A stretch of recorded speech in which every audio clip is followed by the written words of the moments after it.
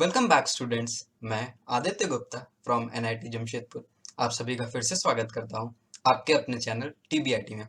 तो दोस्तों, हम लोग कर रहे थे क्लास 10th का chapter metals and non metals और ये है लेक्चर नंबर 2 इस चैप्टर का। लेक्चर 1 में हमने सारी फिजिकल प्रॉपर्टीज देखी थी, साथ में मेटल्स और नॉन मेटल्स के डेफिनेशन देखे थे और उसमें जो जो एक्सेप्शंस थे वो भी पढ़े थे। इस चैप्टर में हम लोग कवर करने जा रहे हैं chemical properties of metals and non metals. तो चलिए शुरू करते हैं। केमिकल प्रॉपर्टीज ऑफ मेटल्स में सबसे पहले हम देखेंगे reaction of metals with oxygen. Basically air का देख रहे हैं और एयर में प्रेजेंट होता है ऑक्सीजन, तो हम लोग ऑक्सीजन के साथ मेटल्स का रिएक्शन देखेंगे। उसके बाद reaction of metals with water, water के साथ इसका रिएक्शन देखेंगे। फिर एसिड्स के साथ देखेंगे। फिर एंड में देखेंगे reaction of metals with solution of other metal salts. और यहाँ पर आपका आएगा रिएक्टिविटी का कॉन्सेप्ट, रिएक्टिविटी सीरीज या फिर जिसे आप एक्टिविटी सीरीज कहते हैं। इसके बारे में आप लोगों ने ऑलरेडी एक बार पढ़ रखा है, उसको रिवाइज करेंगे। साथ में कुछ और रिएक्शंस भी देखेंगे, जैसे reaction of metals with chlorine, फिर reaction of metals with hydrogen. उसके बाद कुछ बेसिक रिएक्शंस देखेंगे नॉन मेटल्स के। देखिए, आपके जितने भी रिएक्शंस हैं ज़्यादातर मेटल्स के ही होते हैं, नॉन मेटल्स थोड़ा कम रिएक्टिव होते हैं। तो नॉन मेटल्स के साथ रिएक्शंस भी आपके एनसीईआरटी में कम दिया हुआ है और आपके सिलेबस में भी कम रिएक्शंस है। तो चलिए अब एक एक पॉइंट को हम अच्छे से समझते हैं। सबसे पहले हम देखेंगे reaction of metals with oxygen. तो देखिए बच्चों, होता क्या है, जब मेटल्स को हम एयर में रिएक्ट करते हैं तो एयर में आपको पता है क्या है, आपका ऑक्सीजन मिला है, ऑक्सीजन प्रेजेंट होता है। तो मेटल जो है एक तरह से ऑक्सीजन से रिएक्ट करता है। अब आप लोग को क्या याद रखना है कि मेटल प्लस ऑक्सीजन, जब मेटल ऑक्सीजन के साथ रिएक्ट करता है तो फॉर्म करता है मेटल ऑक्साइड। क्या फॉर्म करता है? Metal oxide. जो फाइनल प्रोडक्ट है वो आप लोग अच्छे से ध्यान रखिए। अब इसके बाद एग्जाम्पल्स भी साथ में देखेंगे तो ये अच्छे से क्लियर हो जाएगा। एग्जाम्पल के तौर पे हम क्या देखते हैं, कोई भी हम एक स्टैंडर्ड मेटल ले लेते हैं। जैसे हम ले लिए सोडियम। मेटल के नाम पे सबसे पहले वैसे मन में सोडियम वगैरह ही आता है, तो हमने सोडियम ले लिया। सोडियम का रिएक्शन अब हम करेंगे ऑक्सीजन के साथ, तो बनेगा मेटल ऑक्साइड। अब मेटल ऑक्साइड जैसे यहाँ सोडियम है तो यहाँ बन जाएगा हमारा सोडियम ऑक्साइड। अब सोडियम ऑक्साइड का फॉर्मूला क्या हो जाएगा? Na2O। अब यहाँ देखिए, एक बार फॉर्मूला बनाना भी सिखा देता हूँ। फॉर्मूला मेटल ऑक्साइड का आप कैसे बनाएंगे? ऑक्सीजन का क्या होता है? Ion, O double minus. Metal ion क्या होगा आपका? या तो M सिंगल प्लस होगा, या डबल प्लस होगा, या +3 होगा ज़्यादातर केसेस के लिए। तो जैसे यहाँ था Na, आपको पता है सोडियम आयन होता है Na प्लस और ऑक्सीजन क्या है? O double minus. तो वही आपका क्रिस क्रॉस मेथड जो आपने आयनिक कंपाउंड्स के फॉर्मूले में देखा था, क्रॉस मल्टीप्लाई करेंगे तो क्या आ जाएगा? Na2O। यह आ जाएगा Na2O, वही आपका यहाँ पर लिखा हुआ है। तो क्या हो जा रहा है? Metal plus oxygen gives metal oxide. ये एक रिएक्शन हो गया आपका, फर्स्ट रिएक्शन। अब याद करिए, एसिड बेस वाला जो चैप्टर था उसमें हमने एक पॉइंट पढ़ा था कि जो मेटल ऑक्साइड होते हैं इनका नेचर क्या होता है? बेसिक। ये जो मेटल ऑक्साइड होते हैं ये बेसिक इन नेचर होते हैं। ये बहुत इंपॉर्टेंट पॉइंट है, बेसिक इन नेचर। अब यहाँ पर जो पहला रिएक्शन हमने पढ़ा, ये रिएक्शन का रेट यानी कि कौन सा मेटल कितना स्लो या कितना फास्ट रिएक्ट कर रहा है, ये अलग अलग होता है, ये वेरी करता है। क्या होता है, कुछ रिएक्शंस आपका बहुत ज़्यादा हाईली रिएक्टिव होते हैं तो वो बहुत जल्दी रिएक्ट करते हैं। कुछ क्या है, आपके लीस्ट रिएक्टिव होते हैं, कम रिएक्टिव होते हैं, तो वो आपके कम रिएक्ट करते हैं, स्लो रिएक्ट करते हैं। जो रेट ऑफ रिएक्शन है, रेट ऑफ रिएक्शन वो डिपेंड करेगा, वो वेरी करता है। और किस पे डिपेंड करेगा? वो रिएक्टिविटी पर डिपेंड करता है। अब फॉर एग्जांपल हमने ये जो लिया सोडियम, सोडियम आपको पता है हाईली रिएक्टिव मेटल होता है। तो हाईली रिएक्टिव होने की वजह से सोडियम जो है रूम टेम्परेचर पर ही रिएक्शन शो कर देगा। कितने पर? Room temperature. हमारा रूम टेम्परेचर हम केमिस्ट्री की लैंग्वेज में कितना लेते हैं? 27 डिग्री सेल्सियस। याद रखिएगा, कंफ्यूज मत होइएगा। जो हम बॉडी टेम्परेचर लेते हैं नॉर्मल, वो होता है 37 डिग्री सेल्सियस और रूम टेम्परेचर हम लिखते हैं 27 डिग्री सेल्सियस। अगर कभी आपसे पूछ ले कि नॉर्मल रूम टेम्परेचर कितना होता है तो आप इसको 27 डिग्री सेल्सियस ही मान के चलेंगे। तो जो आपका सोडियम है वो इतना ज़्यादा रिएक्टिव होता है कि वो रूम टेम्परेचर पर ही रिएक्ट कर जाता है ऑक्सीजन के साथ। इसी तरह सोडियम के साथ एक पोटेशियम मेटल होता है, वो भी हाईली रिएक्टिव होता है। तो देखिए बच्चों, होता क्या है कि ये जो हमारे सोडियम और पोटेशियम है ना, ये इतने ज़्यादा, इतने हाईली रिएक्टिव होते हैं कि इनको हम डायरेक्ट एयर के कांटेक्ट में रखते ही नहीं हैं। इतने हाईली रिएक्टिव हैं कि इनको हम एयर में रखते ही नहीं है। इसीलिए जो सोडियम है और पोटेशियम है, इसको हम लोग एक बॉटल में रखते हैं, एक कंटेनर में रखते हैं। और कंटेनर किस चीज का होता है? इसमें होता है केरोसिन ऑयल। जो हमारे सोडियम और पोटेशियम है, इसको हम लोग केरोसिन ऑयल में रखते हैं हमेशा। केरोसिन ऑयल में क्या होगा? अब इसको वाटर में नहीं रखते, वाटर में रखेंगे तो हाईली रिएक्टिव होता है, तो वाटर से रिएक्ट कर जाएगा, इसलिए इसको केरोसिन ऑयल में रखना है। अब केरोसिन ऑयल रखने से क्या होगा कि इसकी रिएक्टिविटी रुक जाएगी और इसको फिर जो है हम लोग एयर के कांटेक्ट में आने नहीं देते, इसको प्रॉपरली सील करके रखते हैं। प्लस ये ध्यान रखते हैं कि इसमें ना एयर जाए, ना कोई और सोर्स से मतलब वाटर वगैरह कुछ भी इसमें ना जा पाए। ये इसको एक तरह से आइसोलेट करके रखते हैं, अलग करके रखते हैं और बहुत ध्यान से रखते हैं। अब यहाँ एक रिएक्शन भी लिख लेते हैं पोटेशियम का। सोडियम का लास्ट पेज पे हमने देखा ही। पोटेशियम का रिएक्शन क्या होगा? पोटेशियम हमारा मेटल हो गया, metal plus oxygen gives K2O, potassium oxide. जैसे वहां आपका Na2O बन रहा था, यहाँ पर बनेगा आपका पोटेशियम ऑक्साइड और ये भी आपका बेसिक ऑक्साइड होगा। जितने मेटल ऑक्साइड्स होते हैं वो बेसिक ऑक्साइड्स होते हैं। अब दो एग्जाम्पल तो आपको याद है, सोडियम पोटेशियम। एक और एग्जाम्पल आप लोग नोट कर लीजिए, लिथियम। लिथियम भी, ये तीनों देखिए क्या होता है ना, एक्चुअली ये तीनों जो आपका पीरियोडिक टेबल है उसमें ये तीनों सेम ग्रुप में आते हैं। अगर आप पीरियोडिक टेबल ध्यान से देखें तो यहाँ आपका होता है सबसे पहला हाइड्रोजन, उसके नीचे होता है लिथियम, उसके नीचे सोडियम, उसके नीचे पोटेशियम। तो ये सब क्या है? आपके एक ही ग्रुप के हैं और इस ग्रुप को हम लोग कहते हैं एल्कली मेटल्स। क्या कहते हैं? जो हमारा फर्स्ट ग्रुप होता है, इस ग्रुप को हम लोग कहते हैं एल्कली मेटल्स। जो आपका पीरियोडिक टेबल वाला चैप्टर है उसमें हम इसको फिर से डिटेल में डिस्कशन करेंगे। अभी के लिए आप याद रख लीजिए, ये जो हमारा फर्स्ट टेबल होता है, जो फर्स्ट ग्रुप होता है, इसको हम लोग कहते हैं एल्कली मेटल्स। और ये तीनों एल्कली मेटल्स के ही एग्जांपल है, आपका लिथियम, पोटेशियम और सोडियम। और ये हाईली रिएक्टिव होते हैं और इनको हम लोग डायरेक्ट एयर के कांटेक्ट में नहीं लाते हैं, इनको हम लोग केरोसिन ऑयल में प्रिजर्व करके आराम से रखते हैं। अब नेक्स्ट पॉइंट जो आपको नोट करना है वो ये है कि जो आपके मेटल ऑक्साइड्स होते हैं उसमें most of the metal oxides, ज़्यादातर जो आपके मेटल ऑक्साइड हैं वो इनसॉल्युबल होते हैं वाटर में। किसमें? वाटर में इनसॉल्युबल होते हैं, मतलब उसमें डिसॉल्व नहीं होते इजीली। अब यहाँ मैं most of the metal oxides की कह रहा हूँ, सब मेटल ऑक्साइड नहीं। यहाँ पर भी आपको एक्सेप्शन मिल जाएगा। एक्सेप्शन क्या है? आपकी जैसे ये सोडियम और पोटेशियम ऑक्साइड हमने लास्ट पेज पे पढ़ा ना, ये है आपका सोडियम ऑक्साइड और पोटेशियम ऑक्साइड। ये दोनों आपके सॉल्युबल होते हैं, किसमें? वाटर में। अब अगर ये सॉल्युबल है वाटर में और आपको पता है मेटल ऑक्साइड्स क्या होते हैं? बेसिक ऑक्साइड होते हैं। अब देखिए, आपको एक पुरानी बात याद करनी है। पुरानी बात क्या याद करनी है? कि जो बेसेस वाटर में डिसॉल्व होते हैं उनको हम लोग एक अलग नाम देते हैं।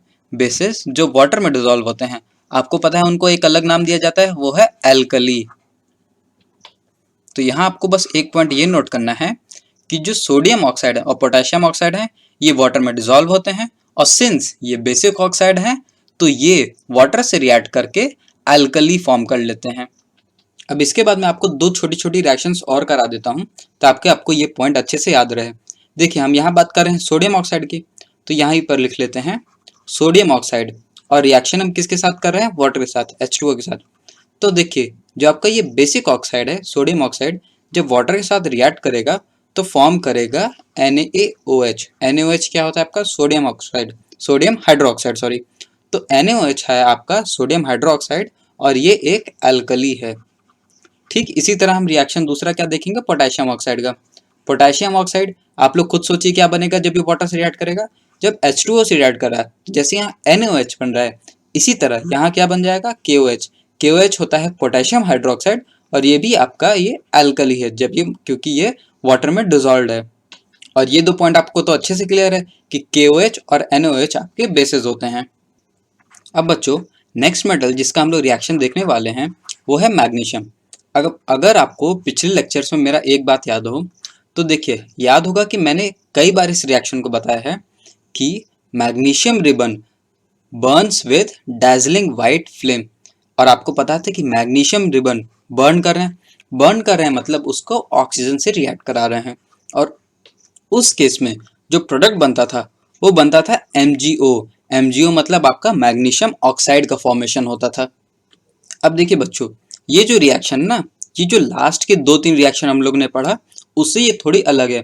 लास्ट के जो 2-3 रिएक्शन थे वो आपके रूम टेम्परेचर पर हो रहे थे, पर ये वाला जो रिएक्शन है इसमें हम इसको हाई टेम्परेचर पर कर रहे हैं, क्योंकि हम यहाँ क्या कर रहे हैं, मैग्नीशियम रिबन को बर्न कर रहे हैं।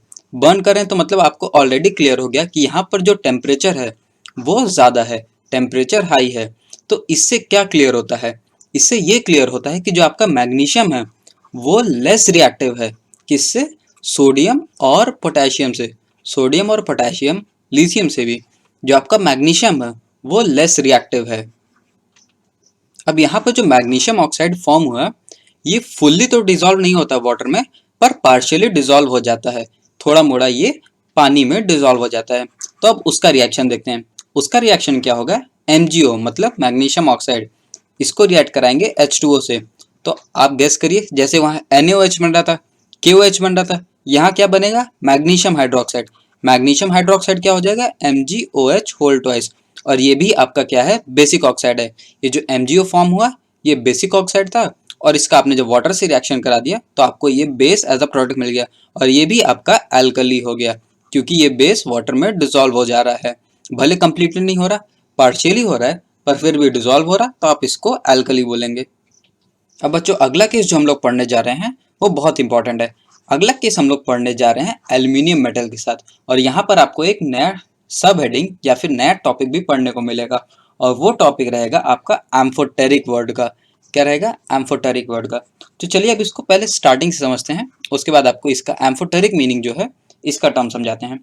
तो क्या होता है, एल्यूमिनियम मेटल को जब हम ऑक्सीजन से रिएक्ट कराते हैं, क्या कर रहे हैं, ऑक्सीजन से रिएक्ट कर रहे हैं, तो यहाँ पर क्या बन जाएगा, मेटल ऑक्साइड। मेटल यहाँ पर क्या है, एल्यूमिनियम, तो यहाँ पर बन जाएगा एल्यूमिनियम ऑक्साइड। अब एल्यूमिनियम ऑक्साइड का फॉर्मूला होता है Al2O3। कैसे बना, आपको पता है, एल्यूमिनियम क्या है, +3 है, ऑक्सीजन क्या है, -2 है। इसके नीचे हम 3 लिखेंगे, इसके नीचे 2 लिखेंगे, वही क्रॉस मल्टीप्लाई आपका Al2O3 बन जाएगा। अब ये जो एल्यूमिनियम ऑक्साइड आपका बना, इसको ना हम एसिडिक ऑक्साइड बोलेंगे ना इसको बेसिक ऑक्साइड बोलेंगे। इसके लिए एक नया टर्म आता है। नया टर्म क्या आता है, ये जो हमने ऊपर लिखा है एम्फोटेरिक, ये होता है हमारा एम्फोटेरिक ऑक्साइड। एम्फोटेरिक, इसको शॉर्ट में लिख दे रहे हैं एम्फोटेरिक ऑक्साइड, यानी ये एसिडिक नेचर का भी है और बेसिक नेचर का भी है। एम्फोटेरिक का मीनिंग होता है both type of property, both type of nature. ये आपका एसिडिक नेचर भी शो करेगा और बेसिक नेचर भी शो करेगा। अब कैसे करेगा, उसका रिएक्शन से हम लोग समझते हैं।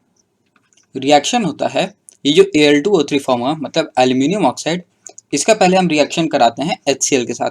HCl क्या है, आपका हाइड्रोक्लोरिक एसिड, मतलब ये एसिड है। जब ये एल्यूमिनियम ऑक्साइड HCl के साथ रिएक्ट करता है तो फॉर्म करता है AlCl3। AlCl3 क्या है, आपका एल्यूमिनियम क्लोराइड, और ये एक सॉल्ट है। AlCl3 के साथ ये आपका फॉर्म करेगा वाटर। तो ये देखिए एक तरह से क्या हो गया, आपका न्यूट्रलाइजेशन रिएक्शन हो गया। कैसे, एसिड रिएक्ट कर रहा है कि सब्सटेंस के साथ और फॉर्म कर रहा है सॉल्ट एंड वाटर। तो इसका मतलब क्या हुआ, HCl तो आपका एसिड है, और ये जो Al2O3 है ये इस रिएक्शन में एज अ बेस काम कर रहा है। क्या काम कर रहा है, एज अ बेस। अब देखिए इसके बाद एक और रिएक्शन देखते हैं, फिर आपको ये एम्फोटेरिक टॉपिक जो है अच्छे से क्लियर होगा। सेकेंड रिएक्शन है सेम, जो आपका एल्यूमिनियम ऑक्साइड है, इसको पिछली बार तो हमने एसिड के साथ रिएक्ट कराया था, इस बार हम रिएक्ट कराएंगे बेस के साथ। बेस के लिए आपका सिंपल बेस मतलब NaOH जो होता है सोडियम हाइड्रोक्साइड, इसके साथ रिएक्ट करा रहे हैं। अब इस केस में जो प्रोडक्ट बनता है ये बहुत इंपॉर्टेंट है। इस केस में प्रोडक्ट बनता है NaAlO2। NaAlO2 क्या होता है, आपका सोडियम मेटा एल्यूमिनेट। क्या होता है, सोडियम मेटा एल्यूमिनेट। कई बुक में इसको सोडियम एल्यूमिनेट भी दिया रहता है, तो आप लोग सोडियम एल्यूमिनेट याद कर लीजिए। साथ में क्या फॉर्म हो रहा है, वाटर। अभी जो सोडियम एल्यूमिनेट है ये हो गया आपका सॉल्ट, और ये है आपका वाटर, और जो NaOH है आपको पता है ये क्या है, बेस। तो ये जो बचा Al2O3 है, यहाँ पर जो Al2O3 है ये आपका काम कर रहा है एज अ एसिड। तो देखिए डुअल नेचर देखने को मिला कि नहीं। जो आपका ये वाला रिएक्शन है, यहाँ पर Al2O3 एज अ बेस काम कर रहा है, और यहाँ पर एज अ एसिड काम कर रहा है। तो बच्चों हम लोग यहाँ से डिफाइन कर सकते हैं एम्फोटेरिक ऑक्साइड को। एम्फोटेरिक ऑक्साइड आपके वो मेटल ऑक्साइड्स हैं जो एसिडिक नेचर भी शो कर रहे हैं, और यहाँ पर जैसे बेसिक नेचर शो कर रहे थे तो बेसिक नेचर भी शो करें। तो डिफाइन कैसे करेंगे, amphoteric oxides are those oxides या फिर those metal oxides which show acidic as well as basic behaviour. या फिर एक और तरीके से डिफाइन कर सकते हैं कि एम्फोटेरिक ऑक्साइड वो ऑक्साइड्स हैं जो एसिड से भी रिएक्ट कर रहे हैं और बेस से भी रिएक्ट कर रहे हैं। जैसे यहाँ NaOH आपका बेस था, बेस से भी रिएक्ट कर रहा है, और यहाँ HCl एसिड था तो एसिड से भी रिएक्ट कर रहे हैं। तो एम्फोटेरिक ऑक्साइड वो ऑक्साइड हैं जो एसिड से भी रिएक्ट कर रहे हैं, बेस से भी रिएक्ट कर रहे हैं to form salt and water. इस तरह से भी आप एम्फोटेरिक ऑक्साइड को डिफाइन कर सकते हैं। अब एग्जाम्पल्स में जैसे आपने एल्यूमिनियम ऑक्साइड याद किया है, वैसे एक और एग्जाम्पल होता है जिंक ऑक्साइड। जिंक ऑक्साइड हो गया आपका ZnO। ये दो आपको मेजरली याद करने हैं examples as a amphoteric oxide के। अब यहाँ जो जिंक ऑक्साइड फॉर्म हुआ, इसका भी थोड़ा सा डिस्कशन कर लेते हैं। क्या है, आपका मेटल है जिंक, जिंक को क्या कर रहे हैं हम, ऑक्सीजन से रिएक्ट करा रहे हैं, तो ये फॉर्म हो गया आपका ZnO, जिंक ऑक्साइड। अब एम्फोटेरिक नेचर देखने के लिए हम इसको एक बार क्या करेंगे, जिंक ऑक्साइड को HCl से रिएक्ट कराएंगे, और एक बार जैसे लास्ट केस में NaOH से कराए थे, तो जिंक ऑक्साइड को हम एक बार क्या कराएंगे, NaOH से रिएक्ट कराएंगे, और दोनों केस में हम लोग प्रोडक्ट ऑब्जर्व करेंगे।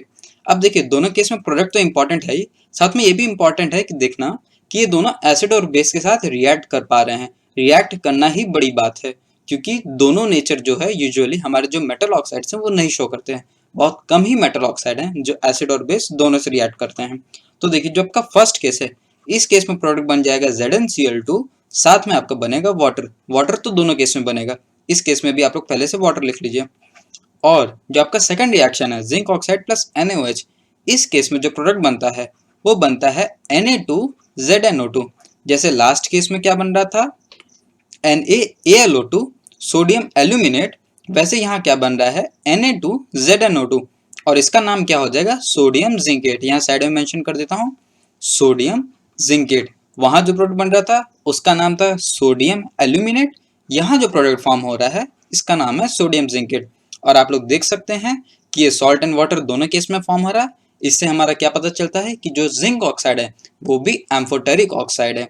तो दो एग्जाम्पल आपको याद करना है, एल्यूमिनियम ऑक्साइड और जिंक ऑक्साइड। अब चलिए आगे पढ़ते हैं।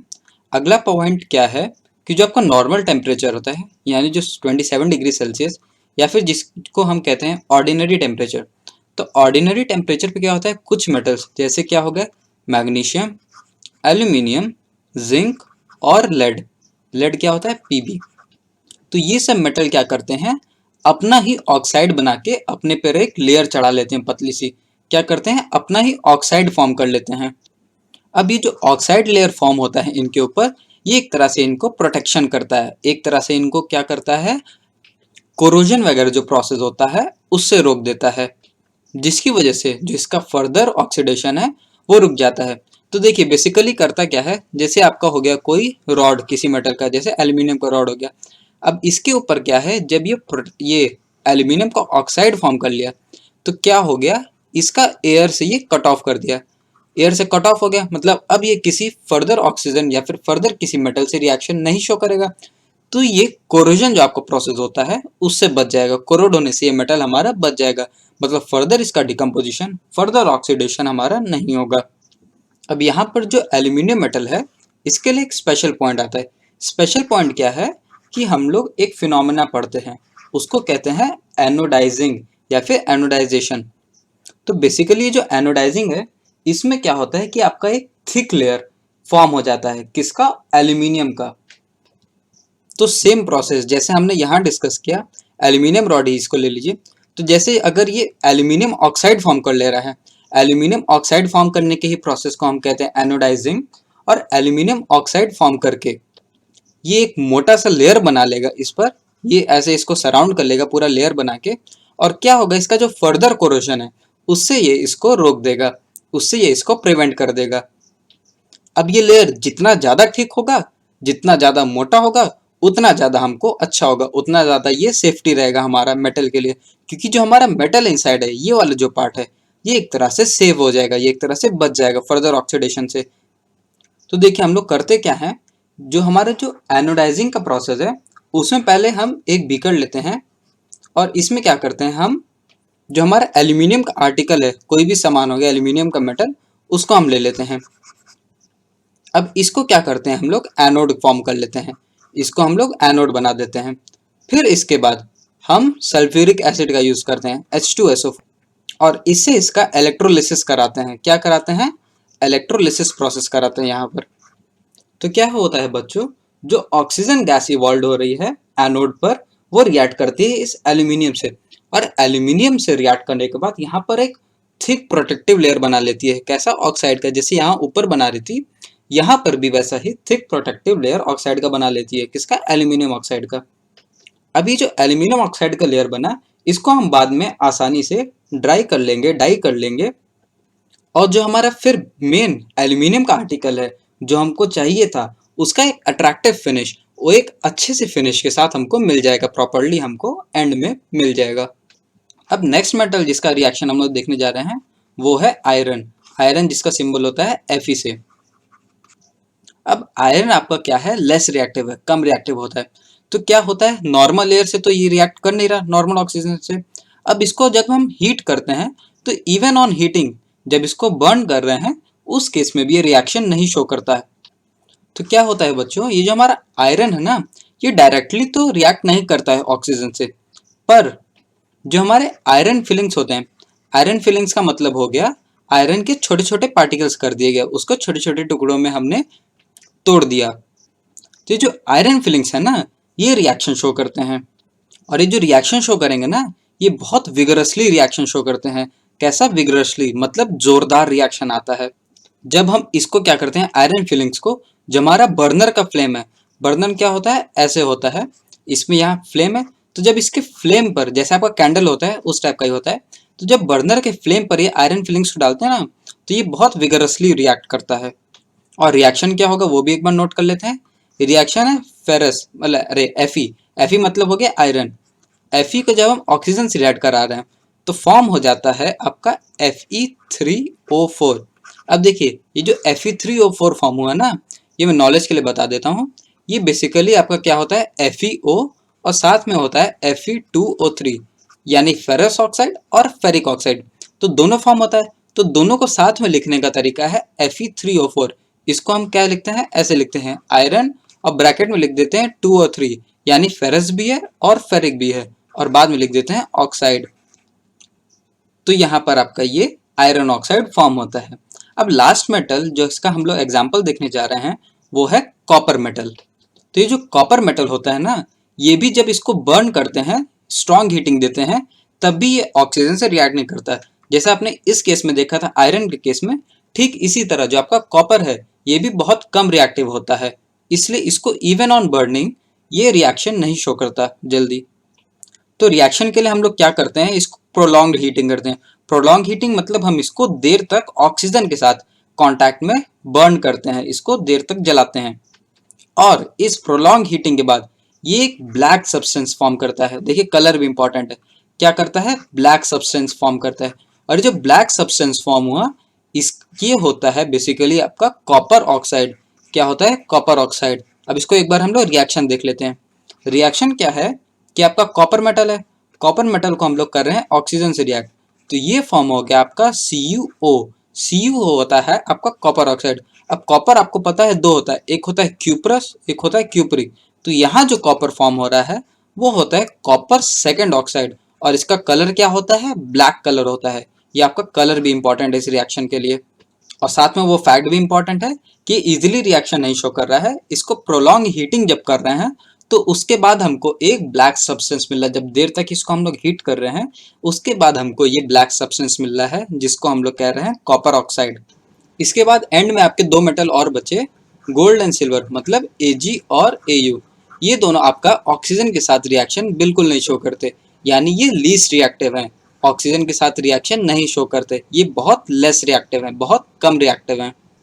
अब इसके बाद जो नेक्स्ट टॉपिक हम लोग पढ़ने जा रहे हैं वो है reaction of metals with water. अब जैसे हमने reaction of metal with oxide पढ़ा, ठीक उसी तरह हम मेटल्स के रिएक्शन देखेंगे वाटर के साथ, यानी H2O के साथ। तो देखिए बच्चों, होता क्या है, जब मेटल और वाटर आपस में रिएक्ट करते हैं तो बनता है मेटल ऑक्साइड या फिर मेटल हाइड्रोक्साइड। अलग अलग रिएक्शन में अलग होता है। अगर वाटर आपका ज़्यादा प्रेजेंट है तो मेटल हाइड्रोक्साइड बन जाएगा, वरना मेटल ऑक्साइड पर रिएक्शन रुक जाता है। तो इन जनरल हम लोग लिख देते हैं कि जब मेटल H2O से रिएक्ट कर रहा है वाटर से तो बन रहा है मेटल हाइड्रोक्साइड या फिर मेटल ऑक्साइड जिसको कहें, प्लस साथ में रिलीज होता है इस केस में हाइड्रोजन गैस, H2 गैस। अब इस टाइप का रिएक्शन हम लोग लास्ट जो चैप्टर था, जो हमारा केमिकल रिएक्शंस वाला चैप्टर था, उसमें हम लोग ऑलरेडी एक बार पढ़ चुके हैं और ये भी पढ़े थे कि ये जो हाइड्रोजन गैस है इसको डिटेक्ट करने के लिए क्या था, जब एक बर्निंग मैचस्टिक इसके पास ला रहे थे तो पॉप साउंड से वो बुझ जा रहा था। ये था हाइड्रोजन गैस का आइडेंटिफिकेशन का। इसी तरह हमने CO2 गैस का आइडेंटिफिकेशन का भी पढ़ा था। क्या था वो? लाइम वाटर टेस्ट था। तो चलिए अभी उसको नहीं डिस्कस करेंगे, अभी यहाँ पर रिएक्शंस देखते हैं। तो देखिए होता क्या है कि मेटल सबसे पहले वाटर के साथ रिएक्ट कर रहा है। वाटर मतलब हो गया H2O, नीचे मेंशन कर दे रहे हैं। तो इससे रिएक्ट करके फॉर्म करता है मेटल ऑक्साइड सबसे पहले। ये मेटल ऑक्साइड का तो लास्ट पेज पे भी हम लोग रिएक्शन देखे थे, कैसे मेटल ऑक्साइड फॉर्म हो रहा था, प्लस हाइड्रोजन गैस। अब जो हमारे मेटल ऑक्साइड वाटर में सॉल्युबल होते हैं वो फर्दर इसमें डिसॉल्व हो जाते हैं। तो क्या होता है, ये जो हमारा मेटल ऑक्साइड बना ये फर्दर ऑक्सीजन से रिएक्ट करता है, सॉरी ये फर्दर वाटर से रिएक्ट करता है, जो हमारा H2O है इससे रिएक्ट करता है और रिएक्ट करने के बाद मेटल हाइड्रोक्साइड बना देता है। क्या बना देता है? Metal hydroxide. अब जो हम लोग वाटर का रिएक्शन पढ़ते हैं इसमें इंपॉर्टेंट बात जो नोट करने वाली है वो ये है कि कुछ मेटल्स जो है हमारे नॉर्मल वाटर से रिएक्ट कर जाते हैं। नॉर्मल वाटर मतलब रूम टेम्परेचर पे जो वाटर है। कुछ क्या होते हैं, कोल्ड वाटर से रिएक्ट करते हैं, और कुछ जो है हॉट बॉइलिंग वाटर या फिर जिसे हम स्टीम कहते हैं उससे रिएक्ट करते हैं। तो देखिए लॉजिक क्या है इसके पीछे। जितने भी मेटल्स आपके हाईली रिएक्टिव हैं, हाईली रिएक्टिव मतलब क्या हो गया, आपके सोडियम पोटेशियम जैसे मेटल हो गए, लिथियम। तो जो हाईली रिएक्टिव मेटल हैं वो कोल्ड वाटर से ही रिएक्ट कर जाते हैं। अब ये जब वाटर यानी हमारा जो कोल्ड वाटर या फिर नॉर्मल वाटर से रिएक्ट कर जा रहा है तो इससे हमको ये पता चल रहा है कि जो हमारा पोटेशियम और सोडियम है या फिर लिथियम मेटल भी, इससे ये पता चल रहा है कि ये जो तीनों मेटल हमारे हैं ये हाईली रिएक्टिव हैं, बहुत ज़्यादा रिएक्टिव हैं। इनका रिएक्टिविटी सीरीज में जो पोजीशन है वो टॉप पर होगा। अब एक बार इसका रिएक्शन भी देख के लिख के देख लेते हैं, प्रैक्टिस कर लेते हैं। क्या है, हम एक बार सोडियम का देख लेते हैं, मतलब यहाँ पर पोटेशियम, और एक बार सोडियम का। तो देखिए रिएक्ट क्या कर रहा है, दोनों को हम H2O से रिएक्ट करा रहे हैं। H2O मतलब हमारा वाटर से रिएक्शन शो कर रहा है, और इस केस में जो वाटर है वो क्या है, कोल्ड वाटर है। कोल्ड वाटर से इसलिए रिएक्ट कर जा रहा है क्योंकि ये दोनों हमारे हाईली रिएक्टिव होते हैं। तो प्रोडक्ट क्या फॉर्म होगा, प्रोडक्ट फॉर्म होगा, हमने पढ़ा था क्या होता है, मेटल ऑक्साइड। मेटल या फिर, और हमको ये भी पता है कि जो पोटेशियम और सोडियम है, थोड़ी देर पहले हमने पता था कि ये सब जो एल्कली होते हैं, मतलब इनका नाम एल्कली कहा जाता है। एल्कली क्यों था, अगर आप याद करिए तो जो मेटल ऑक्साइड बनता था, मेटल ऑक्साइड हम लोग कह रहे थे कि मेटल ऑक्साइड क्या होता है, बेसिक इन नेचर होता है, और मेटल ऑक्साइड जो वाटर में सॉल्युबल होता है उसको हम लोग नाम दे रहे थे एल्कली।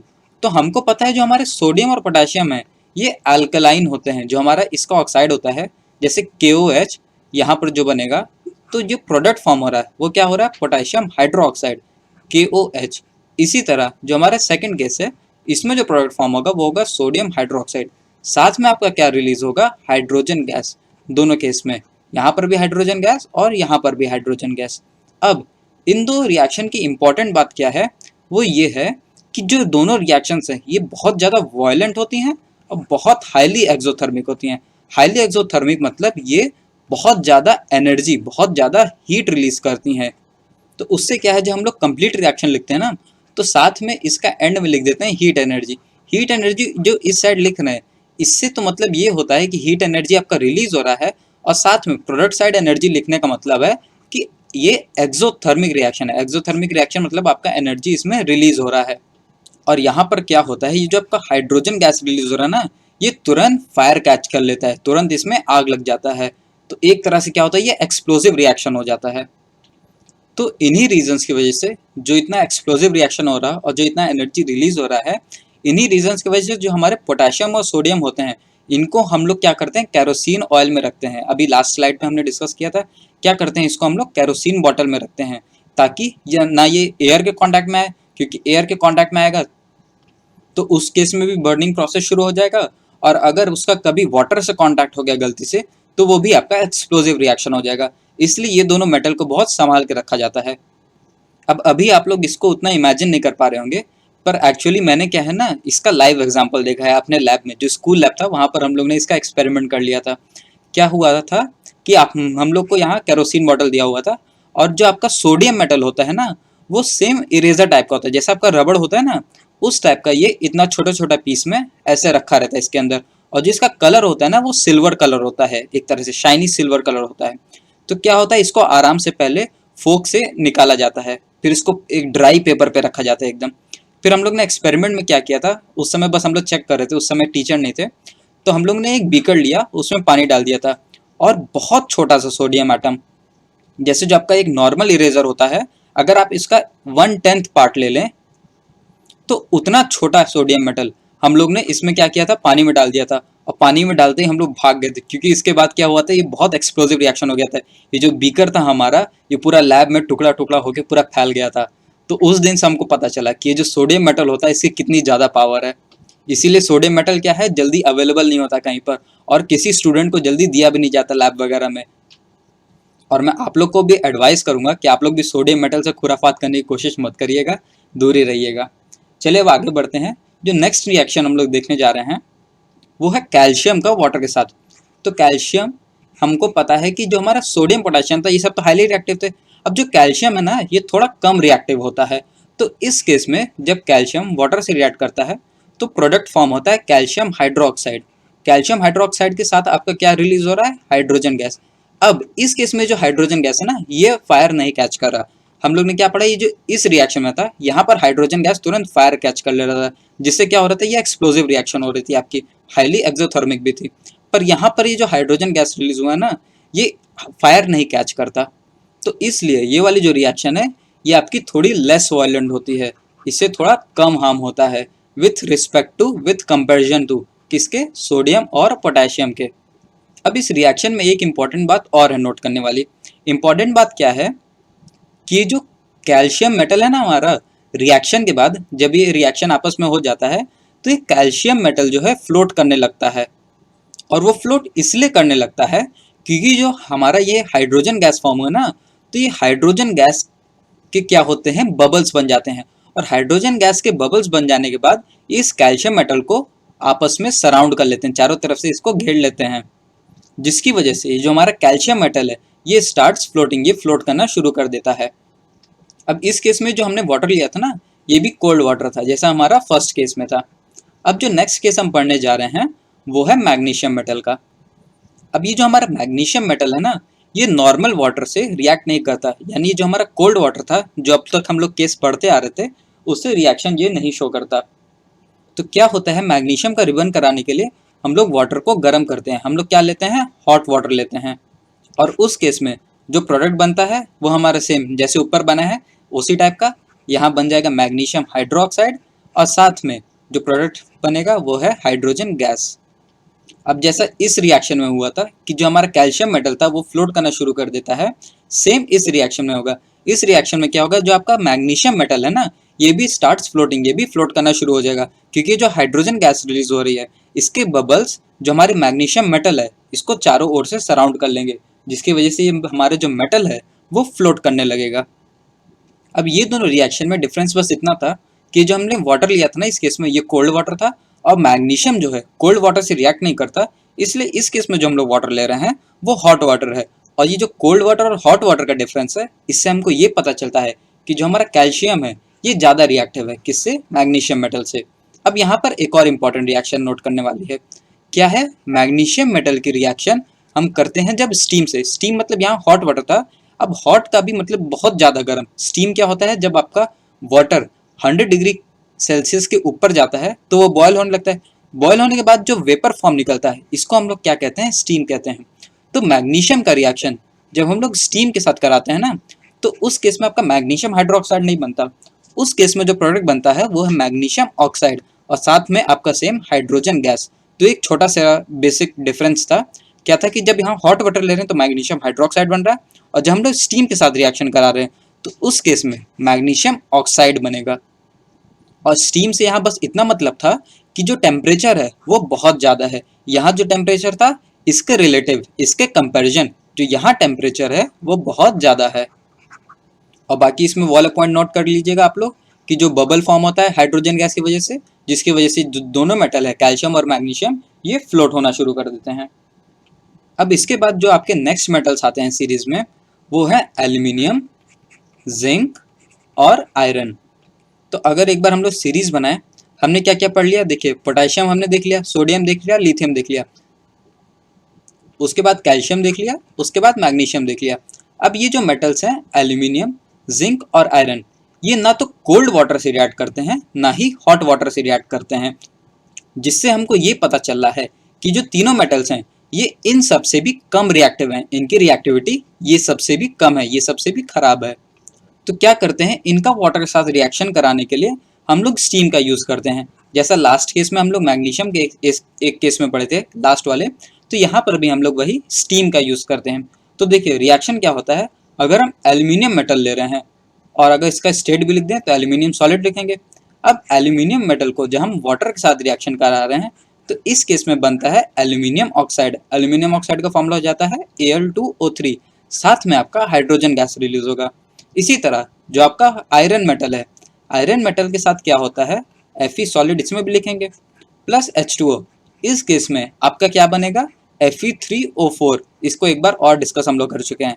Fe3O4 मैंने बताया था क्या क्या होता है, ये आपका होता है बेसिकली FeO और Fe2O3, ये दोनों का कॉम्बिनेशन होता है, तो इसको कहते हैं Fe3O4। साथ में क्या होगा, आपका हाइड्रोजन गैस रिलीज होगा। इसी तरह जो हमारा जिंक मेटल है, जिंक का भी यहीं पे लिख देते हैं रिएक्शन। जिंक प्लस H2O जब ये आपस में रिएक्ट करता है तो इस केस में जो प्रोडक्ट फॉर्म होता है वो होता है जिंक ऑक्साइड, साथ में आपका रिलीज होगा हाइड्रोजन गैस। अब यहाँ नोट क्या करिएगा आप लोग, ये जो H2O हम लोग तीनों ले रहे हैं ना, ये आपका क्या है, स्टीम है। स्टीम यहाँ पर जो मेंशन किया हुआ है। और साथ में ये भी बात याद रखना है कि ये जो हमारे तीनों मेटल्स यहाँ थे ये इन सबसे कम रिएक्टिव हैं। अब ये जो हमारा एल्यूमिनियम मेटल है ना, इसके लिए आप लोग एक छोटा सा पॉइंट और याद रखिएगा, एल्यूमिनियम इन सबसे कम रिएक्टिव है, इसलिए ये स्टीम के साथ रिएक्शन शो कर रहा है, नॉर्मल वाटर या फिर कोल्ड वाटर के साथ ये रिएक्ट नहीं कर पा रहा। साथ में इसका एक और रीजन भी है। एक और रीजन क्या है, अभी हमने जो पढ़ा था एनोडाइजेशन, या फिर जो फिनोमिना हमने पढ़ी थी एनोडाइजिंग की, तो उससे क्या हो रहा था, एल्यूमिनियम के ऊपर आपको पता है इसकी खुद की एक लेयर है, एनोडाइज हो गया है, तो इसकी खुद की लेयर होने की वजह से ये फर्दर रिएक्शन जनरली नहीं शो कर पाएगा।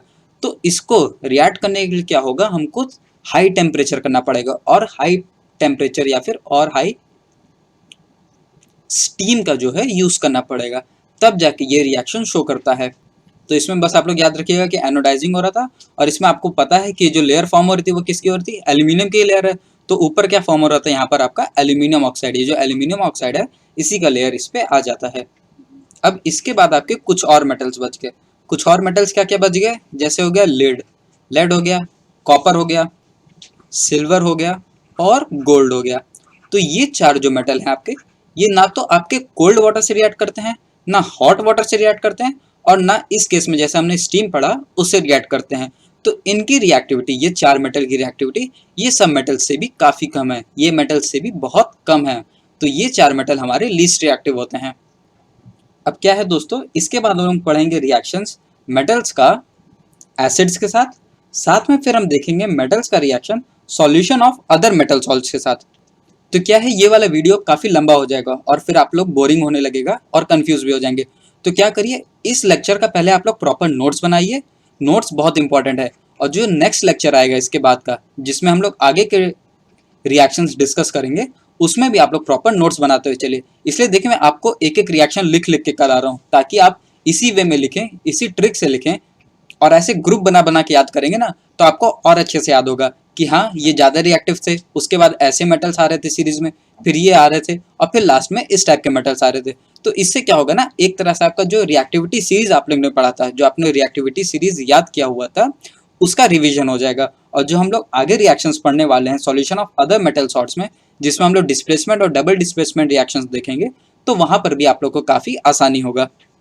अब दोस्तों जाते जाते क्या है, लास्ट लेक्चर जो था हमारा फिजिकल प्रॉपर्टीज वाला, उसमें थोड़ा सा कंफ्यूजन था, तो उस कंफ्यूजन को भी एक बार डिस्कस कर लेते हैं, उसको अभी क्लियर कर लेते हैं।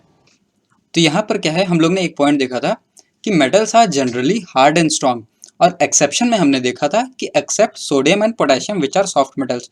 अभी जो एक्सेप्शन में हमने सोडियम और पोटेशियम लिखा है ना, यहाँ पर सिर्फ सोडियम और पोटेशियम नहीं होते, आपके जनरली जो एल्कली मेटल्स होते हैं ना, एल्कली मेटल्स जो मतलब फर्स्ट ग्रुप वाले मेटल्स हैं, तो जो आपके एल्कली मेटल्स हैं वो जनरली इसके एक्सेप्शन में आते हैं। तो जैसे आपका एल्कली मेटल्स में लिथियम भी आ गया, और सोडियम पोटेशियम तो होता ही है, तो लिथियम सोडियम पोटेशियम ये सब आपके सॉफ्ट मेटल्स हो गए। इसी तरह जो आपका एक और पॉइंट था, ये मेल्टिंग पॉइंट और बॉइलिंग पॉइंट वाला, तो देखिए क्या होता है, इन जनरल जो आपके मेटल्स हैं उनका मेल्टिंग पॉइंट और बॉइलिंग पॉइंट बहुत ज़्यादा होता है, बहुत हाई होता है, पर इसमें भी एक्सेप्शन आते हैं। अब एक्सेप्शन में सिर्फ यहाँ सोडियम और पोटेशियम नहीं होंगे, सोडियम पोटेशियम के अलावा कई और सारे मेटल्स भी हैं जिनका मेल्टिंग और बॉइलिंग पॉइंट नॉर्मली या फिर यूजुअली हमारा हाई नहीं होता, उनका मेल्टिंग और बॉइलिंग पॉइंट लो होता है। अब इसमें सोडियम पोटेशियम के अलावा गैलियम और सीजियम मेटल भी आएंगे, और यहाँ पर ये जो गैलियम और सीजियम है ना, इनका जो मेल्टिंग पॉइंट है, मेल्टिंग पॉइंट ये काफ़ी लो होता है, इनका मेल्टिंग पॉइंट बहुत लो होता है। ये पॉइंट भी आप लोग नोट करिएगा। सोडियम पोटेशियम तो है ही, साथ में गैलियम और सीजियम भी होगा। और इसी तरह कई सारे मेटल्स और भी होंगे, कुछ गिने चुने, पर सबको हम लोग यहाँ इंक्लूड नहीं करते। जो आपके मेन मेटल्स हैं हम लोग उसी का नेम रिमेंबर करते हैं। इसी तरह ये जो आपका नेक्स्ट पॉइंट था, इसमें भी हमने क्या पढ़ा था कि मेटल्स यूजुअली हाई डेंसिटी के होते हैं, और इसमें एक्सेप्शन देखा था सोडियम और पोटेशियम का। सोडियम पोटेशियम के साथ आप लोग क्या पॉइंट नोट कर लीजिए कि जो आपके एल्कली मेटल्स होते हैं ना, इनका जनरली जो डेंसिटी है वो लो होता है। तो इसमें आप लोग क्या करेंगे, लिथियम को भी इंक्लूड कर लेंगे। तो लिथियम सोडियम पोटेशियम का जनरली लो डेंसिटी होता है। बाकी जितने भी मेटल्स हैं यूजुअली मतलब जनरली आप लोग कहेंगे, सबका आप लोग एक वो नहीं बता सकते कि ये मतलब स्ट्रिक्ट रूल नहीं है कि इसका हाई डेंसिटी है इसका लो है, क्योंकि आपको पता है डेंसिटी क्या है, रिलेटिव टर्म है। किसी को आप ज़्यादा कह सकते हैं, किसी को कम कह सकते हैं कंपेयर करके। तो यूजुअली आपका जो जनरली मेटल्स का डेंसिटी है वो ज़्यादा होता है, और एक्सेप्शन में आप लोग ये 3 इंपॉर्टेंट मेटल्स का नाम याद रखिएगा।